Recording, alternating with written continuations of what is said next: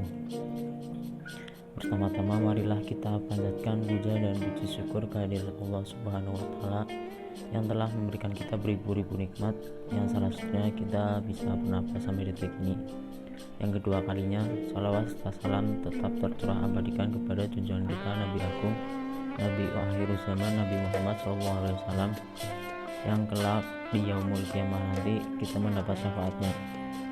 Berhadapannya saya pada layar kaca Anda sekalian, saya akan memenuhi tugas ilmu hadis pengampu Bapak Nasiruddin.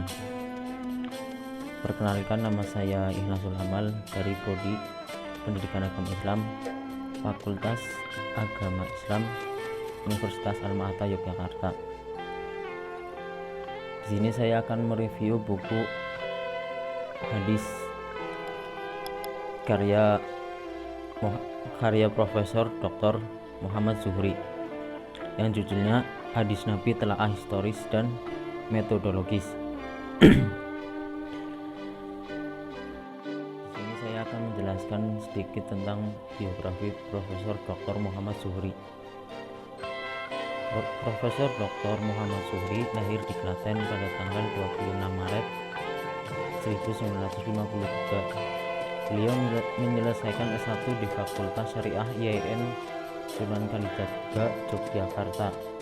Kemudian melanjutkan ke jenjang S2 dan memperoleh gelar master di tahun 1989. Gelar doktor diperolehnya pada tahun 1994 di bidang tafsir hadis di IAIN Jakarta.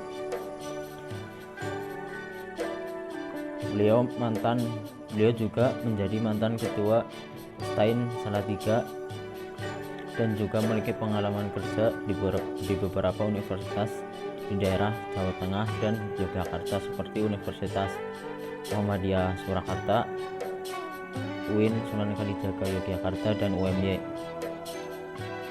Buku hadis yang saya akan jelaskan yang berjudul Hadis Nabi Telaah Historis dan Metodologis, pengarang Profesor Dr. Muhammad Zuhri, penerbit Tiara Wacana Yogyakarta. Tahun terbit Mei 2011, tebal buku 189 halaman. Hadis ini menjelaskan hadis Nabi. Hadis Nabi adalah sumber ajaran Islam di samping Al-Quran. Untuk memahami ayat-ayat Al-Quran seringkali meninjau tentang kondisi masyarakat ketika ayat-ayat itu diturunkan, dan tentang antara rentetan peristiwa dengan turunnya ayat-ayat tertentu. Informasi semacam itu diperoleh di dalam hadis. Pengajian hadis dengan demikian semestinya dilakukan secara sistematis dan komprehensif.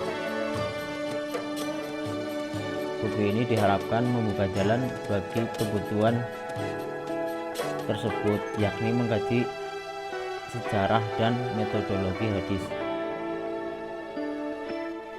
Persoalannya, setelah hadis mengalami sejarah pahit karena berbagai kepentingan, banyak hadis buatan orang dikatakan sebagai berasal dari Nabi. Kondisi itu menyulitkan dalam memisahkan mana yang berasal dari Nabi dan mana yang bukan atau palsu.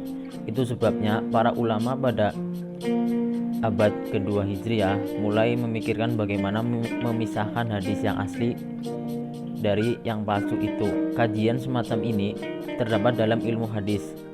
Kekurangan baik secara fisik maupun non-fisik. Kekurangan secara fisik seperti penulisan dalil-dalil atau hadis-hadis yang tidak berharokat membuat pembaca sulit membacanya, dan penggunaan kertas halaman yang memakai kertas padat sehingga buku kecil pun terasa berat. Dan kekurangan fisiknya, buku ini pada pemakaian kata-kata yang sulit dipahami. Kelebihan buku ini secara fisik yaitu buku ini sangat menarik dan sampulnya yang bertema tradisional membuat pembaca tertantang untuk membacanya. Kalau secara non fisik, kelebihan buku ini yaitu pada isinya yang penjelasannya sangat rinci dan fokus, dan pembahasannya pun juga lengkap.